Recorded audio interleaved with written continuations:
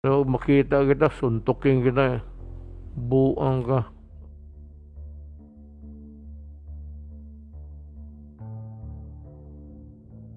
China, I know President Xi Jinping. Una nakita namin, sinabi ko na kaagad na about our resources dyan sa West Philippine Sea. At sabi ko, alam ko na may dalawang taong maingay. Sabi nga ni Xi Jinping na, alam namin. Yun yung nagdalawang si Albert pati si Carpio ang nagregalo sa amin yung mga islands mo eh. Nirigalo, namimigay ang mga putang.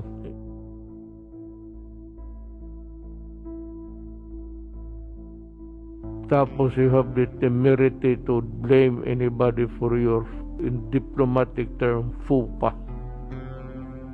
Tapos